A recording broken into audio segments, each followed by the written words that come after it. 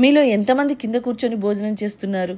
చాలామంది కూడా ఈ రోజుల్లో డైనింగ్ టేబుల్ మీద, కుర్చీల మీద, మంచాల మీద టీవీ చూసుకుంటూ అన్నం తింటూ ఉంటారు కదా.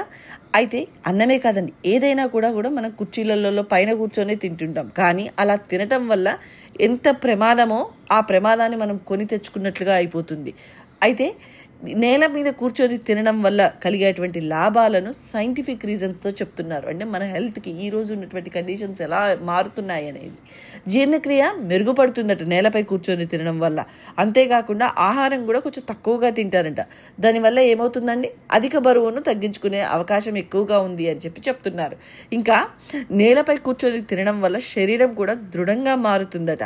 ఒక యూరోపియన్ జర్నల్ ఆఫ్ ప్రివెంటివ్ కార్డియాలజీలో ప్రచురితమైన కథనం ప్రకారం ఏమని చెప్పారంటే, నేలపై కూర్చొని తినడం వల్ల ఆయుష్ పెరుగుతుంది అని చెప్పారు. నిజమే కదండి. వెనకట మన వాళ్ళు పెద్దవాళ్ళందరూ కూడా 70-80 ఏళ్ళు పైననే బతికేవాళ్ళు.